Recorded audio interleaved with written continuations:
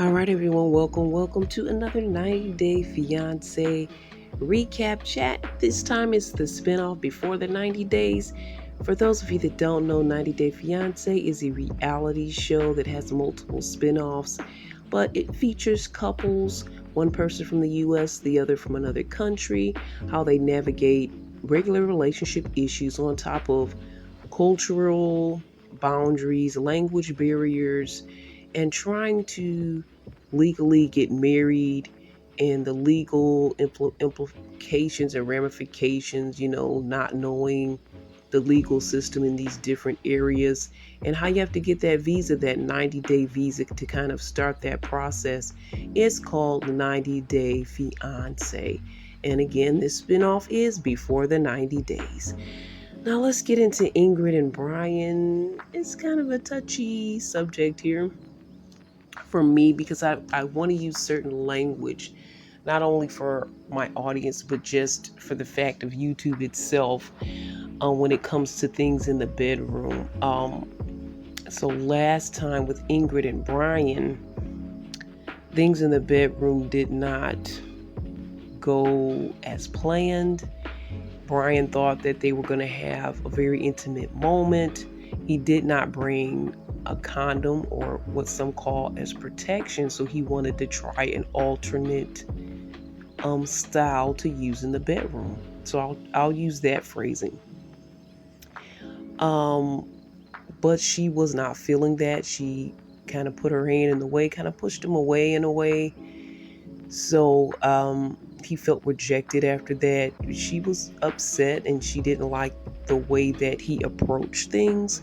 So they got into an argument and they haven't talked for actually a couple of days as we get into this episode. And he doesn't really know how to handle the situation. He goes and really in his mind, he's like, she rejected me. She doesn't like people that are disabled. And she doesn't want to be intimate with anyone that is disabled. So this is his mindset, and he just really feels rejected. He's kind of putting it on her. He calls his sister, which I think she's from a part of the LGBTQ community, because she referenced other women with her advice, and she said, he explained the situation to her. And he's like, hey, I could talk to my sister about anything. She's always been by my side, so it doesn't really matter. Like, we even can talk about some of these intimate issues that, may be a little uncomfortable. So when he gets her advice on video chat, she's like, yes, that type of intimacy that you were trying to give her, you may feel like it was a gift, but she felt like it was too intimate in her mindset, and that they needed more time to get to know each other before they try that type of intimacy in the bedroom, which is not your traditional. Most likely you don't use a condom with this. Without me saying it directly, you guys probably understand what I'm talking about. But this other form of intimacy, she was like, is even more intimate than just regular bedroom activity, and she wasn't comfortable with that. And that's basically what his sister was saying. For some women, they feel that that's even more close, a little too close for comfort, especially if you aren't well versed with that person, versus just traditional bedroom activity. So he's like, well, okay, well, I didn't have that perspective. I didn't realize that. So he gets the opportunity to talk back with Ingrid, and she basically gave her perspective, which is basically she felt like he was being a little bit too pushy, like he couldn't help himself. And I know men do that. I mean, but I think she felt like it was to the level that it was creepy, because she said in the scenario, she was like, okay, you don't have protection, we can do this another time. But he was kind of trying to force another thing to happen, and she wasn't feeling that other thing that he wanted to do. And again, she also felt it was a little bit too intimate for them to do that, because they still we're not close enough. I don't know. But she said, basically, he said, he was kind of crying a little bit, wiping his eyes as she was trying to kind of explain the scenario. And, basically they need to just take their time and have a little patience, and he needs to have a little patience with her. And they're supposedly going to a trip together and kind of just clear the air and let go of this situation that happened. She basically said she felt like he wasn't being respectful to her, and in the past, that's all she, the last 2 years of them conversating online, she felt like he was a respectful person. But when they got to this point, she felt like he disrespected her in a way. And that was one of her issues as well. And he's like, well, I'm glad that, we're able to clear the air about this. This has been kind of a roller coaster for us, because first he dropped the news that he was a drug dealer, and that's how he got into his accident in the first place. And he also did drugs, and she didn't know that for the whole 2 years they were talking online. So now she gets to see another side of him that she doesn't like. And, she said that she's going to work with them because at least they're able to talk things out and work on things. And he's open for doing that. So they see a hope for their relationship. I don't know. I'm a little uncomfortable with Brian's tears because his tears seem to come up often. And someone close to me said, sometimes people use those tears as crocodile tears, kind of to get what they want or to get out of a situation or scenario. Hopefully that's not the type of person that he is.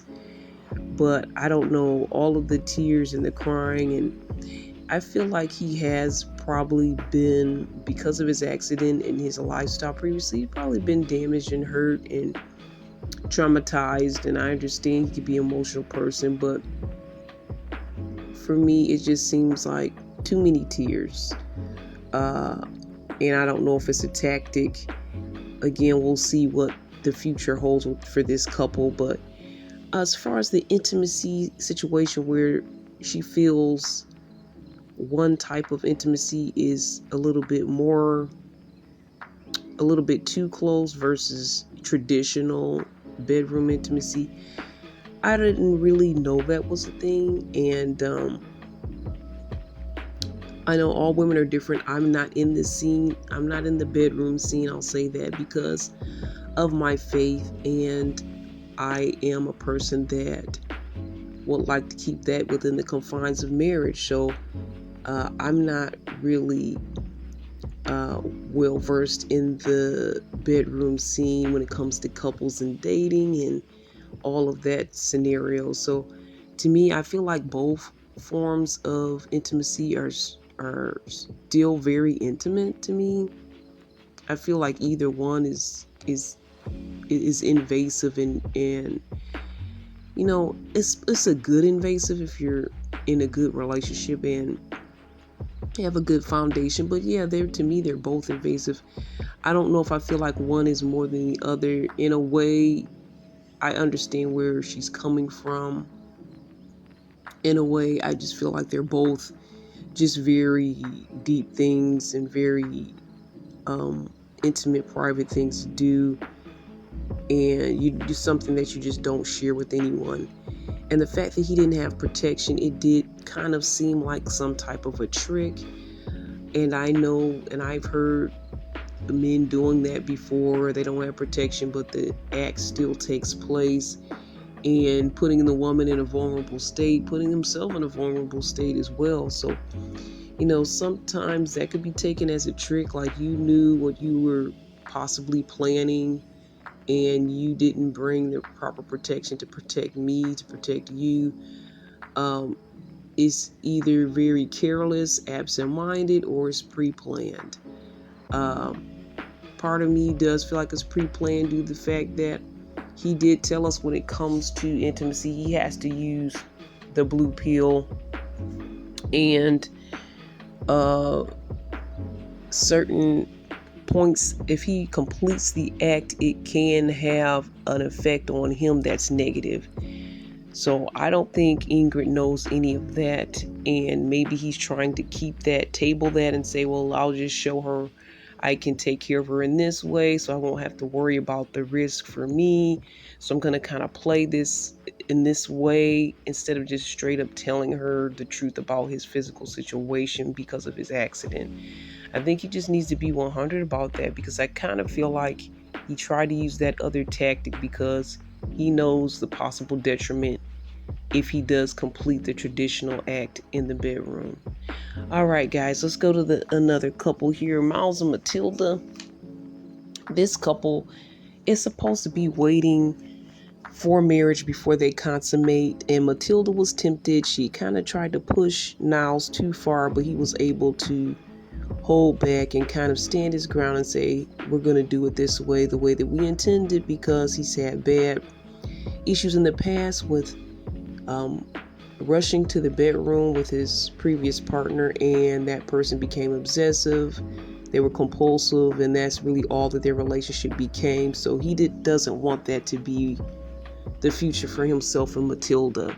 But at this time, last time we saw Niles, he got a ring because he wants Matilda to know, basically, you thought we were going to get married on this trip that I'm taking to your country in Ghana, but we're not actually going to get married this time. But the ring is supposed to soften the blow, and also supposed to be a promise that marriage is coming, just not quite yet. So he's been trying to break the news to her. They had a great day, starting out with a workout.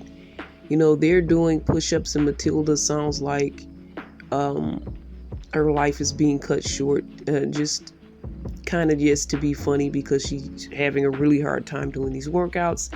He's like, well, she said she wants a flat stomach, so I want to show her how to work out. And I don't know if she's trying to do it for the wedding, but I think she is. The wedding that is going to be postponed, but she doesn't know that yet. All right, so he decides to take her to the memorial of the first president of Ghana. And I'll see if I can find his information to put in the description. But he's gonna be proposing to her at a memorial, and I was like, that sounds not very romantic to propose to someone at a memorial area. I don't know about this. But then he also says, due to his autism, he's not sure if he's going to be able to, do the proposal, then tell her in the same day, hey, we're not going to actually get married on this trip. He's worried about that, of course. But once they get into this memorial area for the first president of Ghana, it's actually very beautiful. It's fountains, it's just a beautiful scenery out there. So I was like, okay, this can be romantic. A little bit of info for the first president, which I didn't get his name. I'm going to have to put in the description. But he fought for independence from Great Britain in the 50s. This is the first president of Ghana. So it just kind of makes me think of, it's kind of the struggle of American struggle, and how we had to fight for rights and freedom and independence. And they had to do that in their own way as well. But it was through the people of Britain. And for those of you that don't know, British people came from Britain to make America. So, Britain, they're all kind of connected when it comes to some of the issues that we've had when it comes to race and superiority and all of that in foreign countries and the US. Just a little background tidbit info. All right, so as they check out the scenery, they have a seat by these fountains. This is a nice, beautiful area. He wants to tell her his 20 maxims. I'm not sure what that is, but for example, one of them is never do something in anger. These are basically rules he lives by. And she basically seems pretty bored because he's just reading them off, and they sound pretty good, but she seems bored by the whole scenario. I feel like that is actually a good exercise, and maybe I'll go back and look at some of his maxims, because especially for premarital situations, some of the things he was reading off I think were important. And if you guys kind of delve into each maxim, not all at once, because he kind of poured it on her all at once, but to do maybe one at a time and kind of discuss, and you maybe spread it out, not do it all in one session kind of thing. But As the boredom reaches an all-time high, she looks very bored. He finally proposes with the ring and they kiss, and it just was really romantic. And he said he would marry her 100 times. That's beautiful, but does he um, realize that he's not even going to marry her this time, because she has a whole wedding thing planned and she can't get married to him just yet because of his and I feel like he has a good point. I'm not against his choice to wait and give a little more time between them, but um she was unaware of it, and that's really the problem. But he's trying to romance her first so she can really soften her up before the blow. And right as they kiss and she gets the ring, it's so beautiful, the fountain water shoots up. It was just really a nice scene for their proposal. But yes, what about the rest? What about the rest now? It's coming, it's coming. So they hit the club, and he's like, he likes the club scene there in Ghana. It is not too loud. It's not too many people there at this particular club they go to. It's not too bad or too loud for his senses because he has autism. And he does give us a heads up for people that may have sensitivities, whether it's due to autism or another issue they may have, that he has noise cancellation earbuds that help him. Now, I've heard of the noise cancellation headphones, but if you want to be a little bit more discreet, you can put in those earbuds and it'll be like a lot less noticeable depending on your situation, your area, because I do see people just straight up wearing headsets and headphones.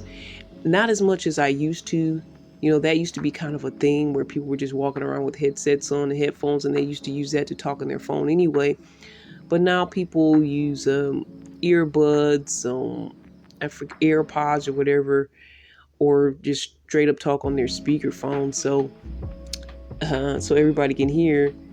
But yeah, I think that was a cool tip that he gave us. These noise cancellation earbuds can help when you're in those scenarios and you don't want to be overwhelmed by your senses. So they get some drinks and they start to talk, and he just kind of lets her know. He drops it on her now. He's like, you know what? I don't think we're going to get married on this trip. And she's like fanning herself. She actually takes out a fan and she's like, what? She's like surprised and shocked. And he said, she said, why did you let me tell everyone? You know, I'm planning to have a wedding momentarily. And she said, what are you trying to do? Disgrace me here? Is this some type of a prank? Like, is this real? And she just so upset. She gets out of the club and she's like, I need to go home. And she's walking out of there. And that's the last we see of Matilda for this moment. I'm sure Niles is going to try to make everything right. But right now, he got that funny face on, like, oops, I messed up, So we'll see what happens between these two. But I definitely feel like it's not over. I feel like this might be a good couple. They seem really happy with each other, affectionate. They do seem different in some ways, but they feel like they have a really good connection. So all the best for these two. And we're going to continue because you guys know this is a 2-hour, for those that follow this show, it's 2 hours. So we're going to come back and talk about the rest of the couples. I've got like 4 more couples to talk about. So we're going to come back after this. Your place for faith, inspiration, community chat, and more. Tune into LICMC Radio at licmc.net. Spots available. Call 248-701-0885 for info. Touch and agree with us in prayer anytime with the Prayers Up Club. Visit cbiztvmedia.com and click Prayers Up Club. Finally, stop by our store for inspirational gifts for your friends, loved ones, or gift yourself. Visit cbiztvmedia.com and click our store. Now we send it back to Irene, CBiz Media. Faith, love, and trends. Thank you. Hey, we're back with more recap chat. This time we're talking about Via and Sunny. 90 Day Fiance before the 90 days. So with Via and Sunny, Via was kind of nervous to come to his country and doesn't have any backup. She has anxiety about flying such a long way. So she decided to bring her ex-boyfriend, which Sonny knows about, and he's not really happy that they're still friends, but he's going to be even less happy to find out that she brought him on the trip. But for now, they, had a nice welcoming at the airport. It was a little awkward. They're not used to being face to face with each other. They actually both kind of say they felt more comfortable being online. But he got a hotel room for them, and she said she felt like Sonny was expecting something, some of the things that they did together online to come to life. But she said, it's different when you're face to face, and I'm not ready to do that yet. So they just cuddled or whatnot through the night, staying in that room together. They woke up together. Again, they said it's cool but weird because now they're in person and it feels different. People, the producers were asking them, did anything go on? Was there any what they call foreplay, which is something that happens before intimacy? And she said it was more like one play. They really just cuddled. He said her legs feel like chicken legs, which she's like, I'm not sure how to take that. He's like, well, they're kind of rough and stubbly. I don't know if she needed to shave her legs. I don't know what the issue was, but she was like, I don't know if I should be upset about this. He's like, no, I just wanted to tell you that's what it felt like, because I used to cut chickens up and this is how their legs felt, and it's just us getting to learn about each other more. I'm not trying to insult you or whatever. Like, okay, kind of reminds me of the other guy in the 90 Day franchise that called his girlfriend Piggy, which she did become his wife. But, sounds like an insult, doesn't it? Anyway, let's go to continue as she sneak calls her ex Rory, because they're in the same country but they can't meet up or see each other, because if Sonny saw them together he would go ballistic. This is their first time meeting in person. So Rory, I believe, is in a hotel somewhere. She's video calling him from her hotel with Sonny, and she's like, I had to hurry up because I don't want Sonny to see us talking. And she says, Sonny is sweet. She feels guilty that he doesn't know the whole scenario and that Rory is there as of yet. So they go out, kind of have a nice romantic day. The palm trees, it's a breezy day. They see the beauty of the country. And he's like, well, let's have a Titanic moment. So they go on this nice boat ride. It kind of reminds me more of a gondola type ride. And, again, he's wondering how far he can go as far as being affectionate. He's too nervous to do it in real life versus everything that happened online. He wants to kind of take his time because it's a real life scenario and he doesn't want to overwhelm her. But as they get on the boat, it's romantic. They go under these different bridges. He's like, close your eyes, and he gives her a kiss under the bridge. So it's kind of cute and romantic. And I guess they do this under every bridge. And I think he said something about he's so happy to get all these kisses at once. He's getting, I guess, some of the affection that he's been wanting to get from her from the beginning. I mean, you have to take your time. I know sometimes men can be rushing, especially like with Brian and Ingrid. You got to kind of take your time and don't push it when it comes to those type of scenarios. But somehow it cuts to, okay, after this romantic boat ride, it seems like it's later in the evening, and they just cut to Sonny being angry at her. He found out about Rory somehow, and the truth comes out. I'm like, what happened? So they're starting to fight. It's dark out now at this point. And he's kind of cussing her out, telling her to go blank herself, telling her to go back home. He doesn't need her because he finds out that Rory's there with her and he came on the trip with her. But the reason he's so upset, he caught her on her phone texting with Rory, and he kept questioning her as to what she was doing. So she finally came clean, and that's when he really went off. And he's like, I'm trying to be this good guy to you. Now you're acting up on me. And he was like really fussing and even cussing. And he's like, then he was like, let me not say a lot. And I'm like, dude, you just said a whole lot. Like, what do you mean, let me not say a lot? You've already basically just aired it out on her. Um, he did say probably too much. But they go back to the room. They're fighting. And I think he's trying to get his stuff out of there because he just doesn't want anything else to do with her. He's going to leave the room to her, I guess, for the rest of that time. I don't know how much longer the time is. As he bought that room, I'm pretty sure he's not going to pay for that room fully after this big argument. I don't know how long he has it for. Maybe he could pay for the time they had together, pre-Rory discussion, pre-Rory fight. But he said, she said, we're just friends. Nothing happened. He just came from you moral support. He's like, she said, I don't feel anything for him. He's like, it's not about feelings. It's not about feelings. It's not about how you feel about him. It's the fact that you were dishonest with me and you didn't just straight up tell me that you brought your ex up here and your ex is up here with you right now. It's the deception, and I get that. Like, it's the deception and not really just the fact that the situation. If she was like upfront with him about it, and he said, they have jealousy and trust issues, so this is not really messing things up between them.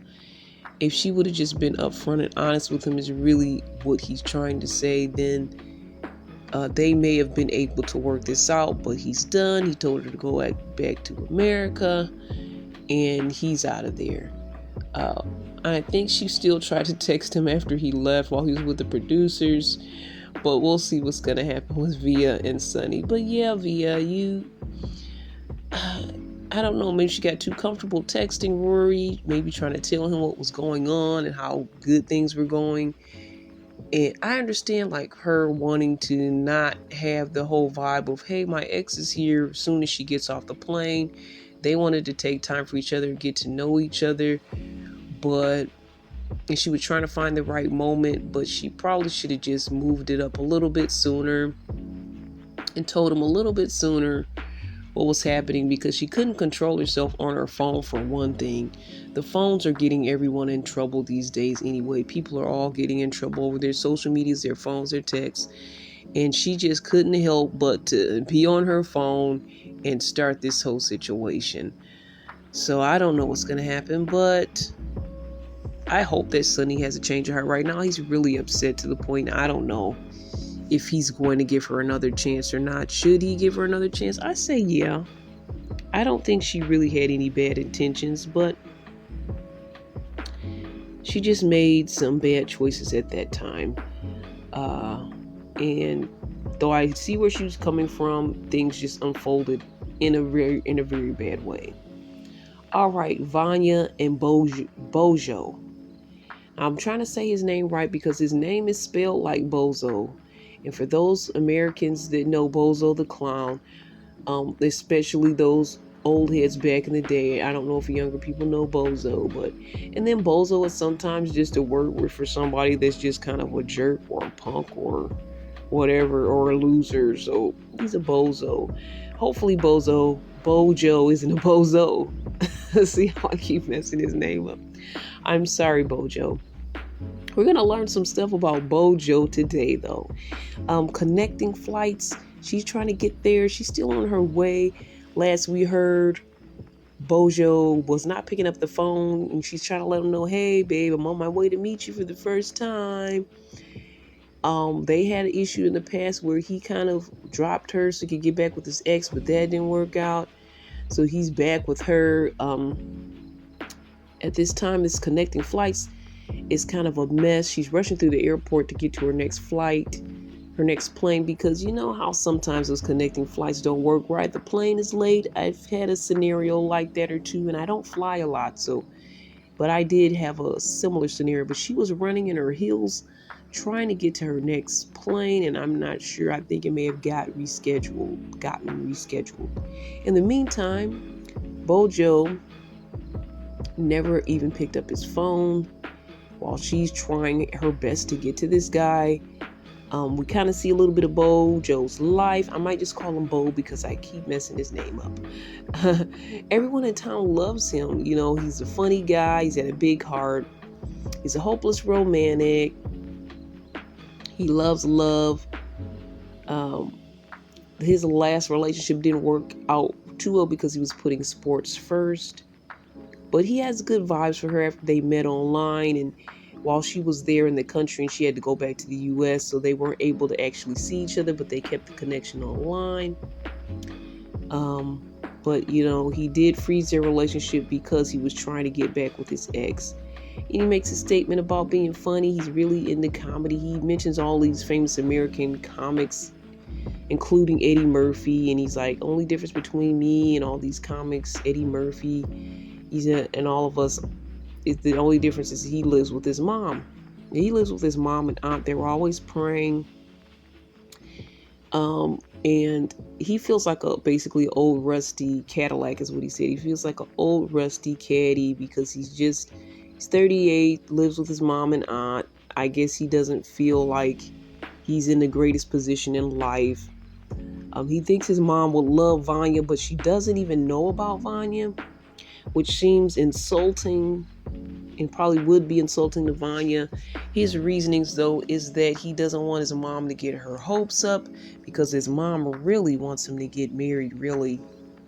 And he doesn't want her to get her hopes up and ask him all these questions and have set all these goals and everything that maybe he's not ready to set.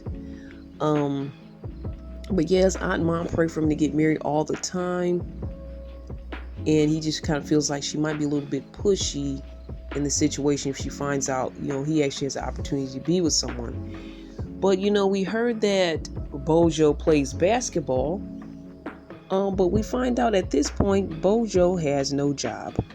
Like, what, Bojo? And, his mom was like, he did finally tell her and she was happy for him. And she was the one that let us know, hey, she's like, did you tell this Vanya? She has a beautiful name, but did you tell her that she don't have a job? And he's like, the basketball. And she's like, basketball is really just recreational at this point. And he's like, I didn't tell her because she may be disappointed. So I'm thinking this guy plays recreational basketball and he's been pulling the wool over her eyes. He has no job. But he did actually play basketball professionally. So it's not as if he didn't have a career, but at this point, he's lost his mojo. Bojo lost his mojo when it comes to his career in basketball. He's no longer a pro. He was at some point, but I guess they dropped him from the roster for whatever reason. And his prospects aren't there anymore when it comes to his basketball career. So he just plays recreationally at this time. So he's not lying, but he's not telling all the truth. He should have told her that at this time he's no longer playing. And to me, I feel like he had his dream job, and I could just understand that disappointment. Okay, I have my dream job and then I lose it and I see no more prospects. I feel like he should try to get back out there and get back into the field if it's even possible. But I don't know. He could have had an injury. We don't know all the deeper details of why he doesn't work in basketball anymore. He's not a pro anymore. But I also feel like, well, maybe he needs to find another career or something else he can do.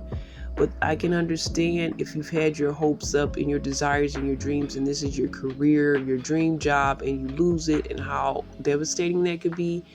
And how much of a great loss that could be. And it may take time for you to bounce back. It may take time for you to catch your footing and see what else you want to do in life, to make a new game plan.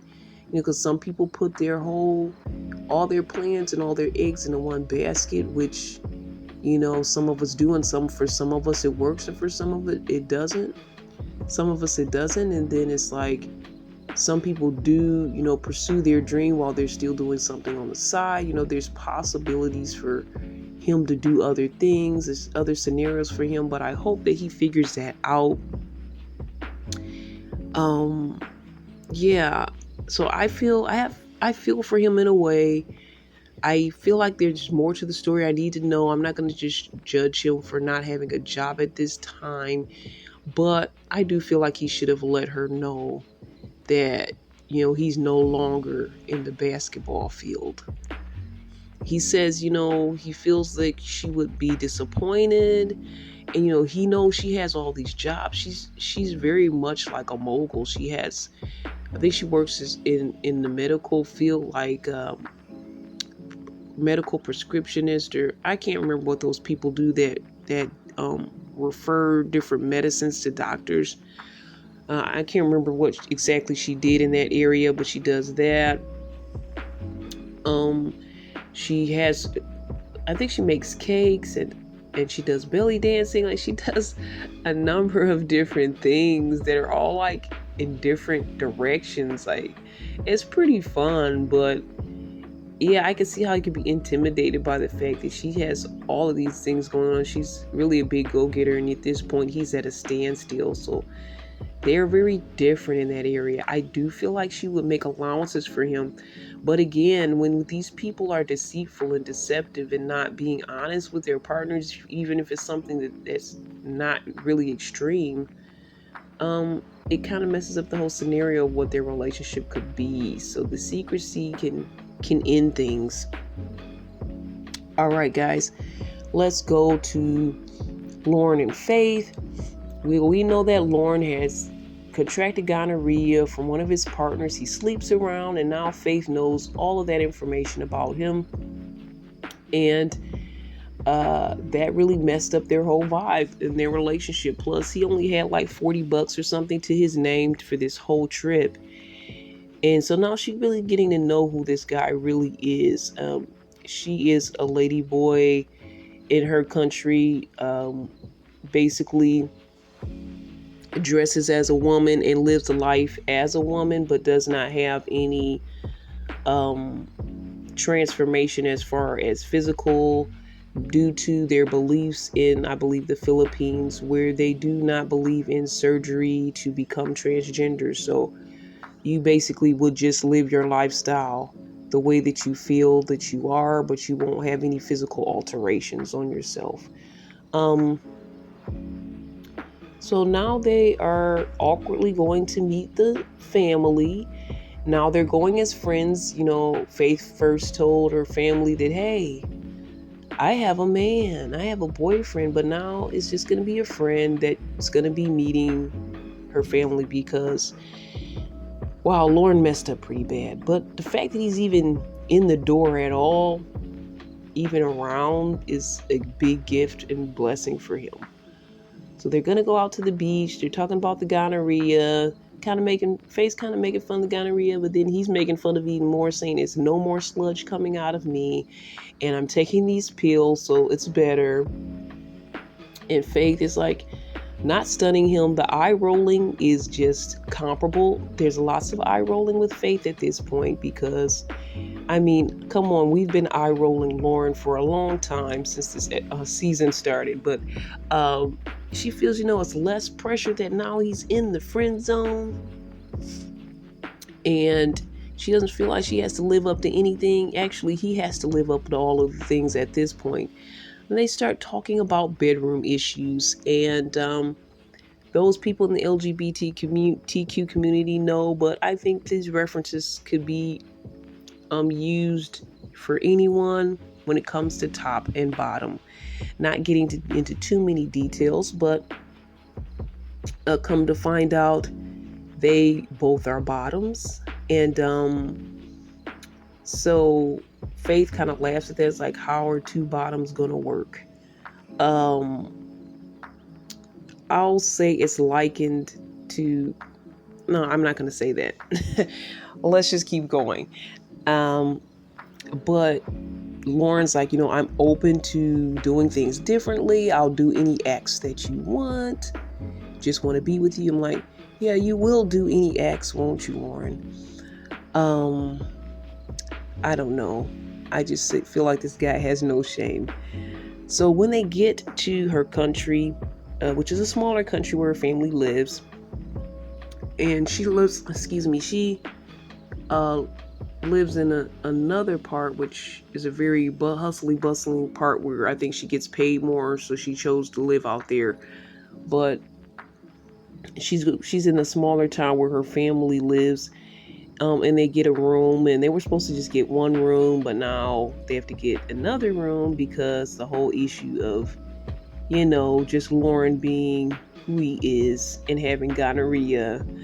Um, she doesn't want to share rooms with him. He's like, well, this is kind of stunning our process for our relationship to grow. Well, you kind of stunted it by your actions anyway. Things being in the same room will give us more of a chance to get to know each other. They're getting along better, but it's still not working.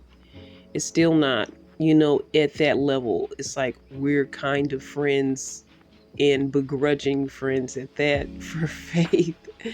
And I think they're like on a boat and he's trying to get cuddly and kissy, and Faith's like, no, just we're friends. Just keep your hands to yourself. Stay back.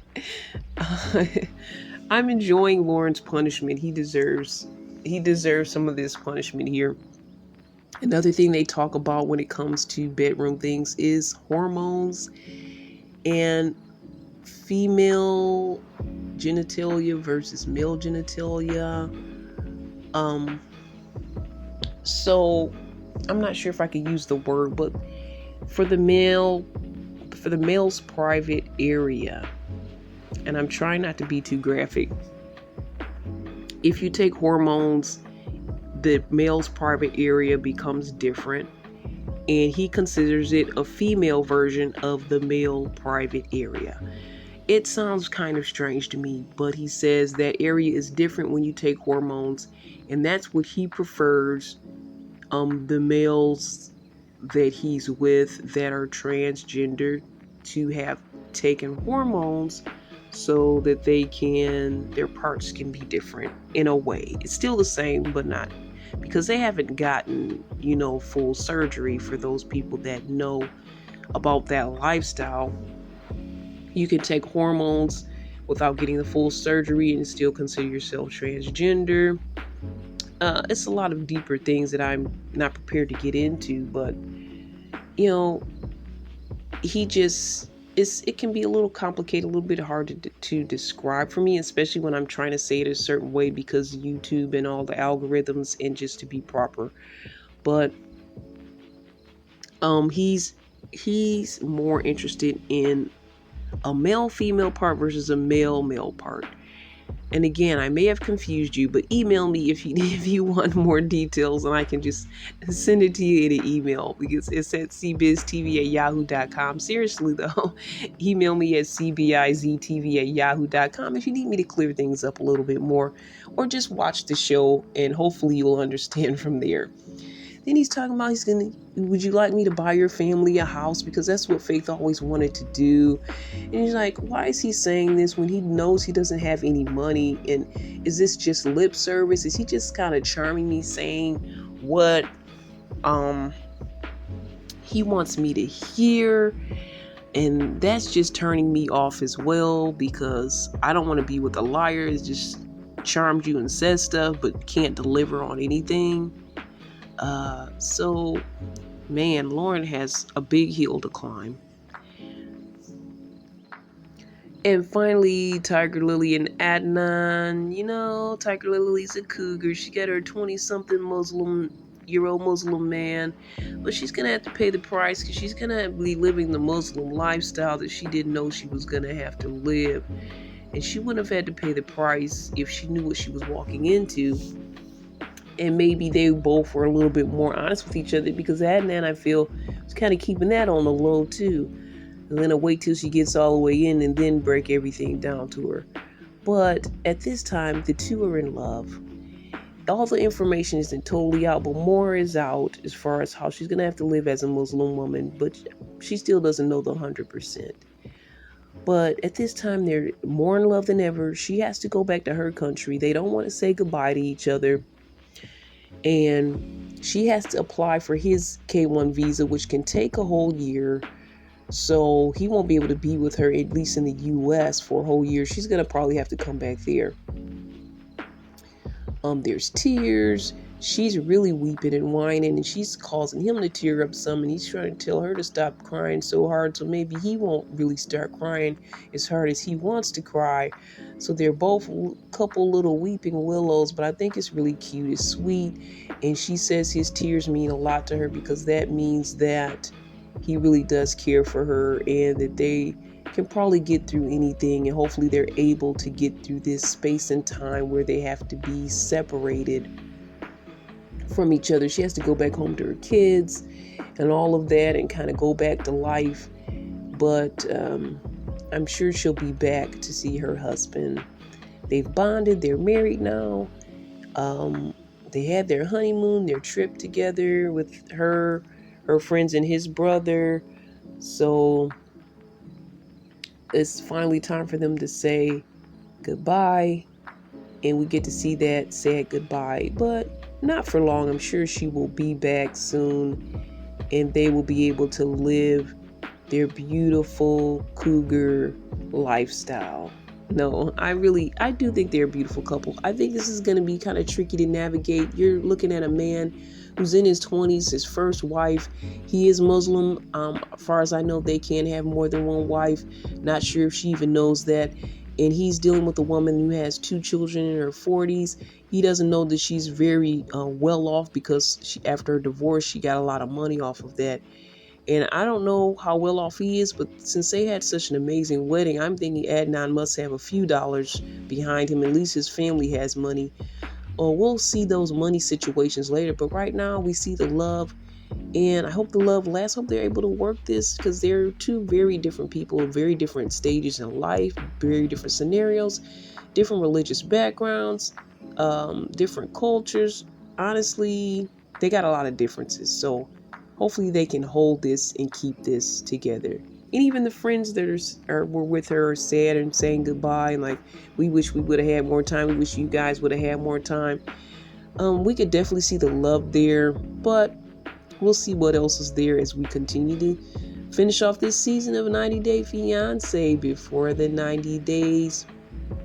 Thoughts, comments, questions, email me at cbiztv@yahoo.com, where we talk faith, love, and trends. CBiz Media, all the best. God bless.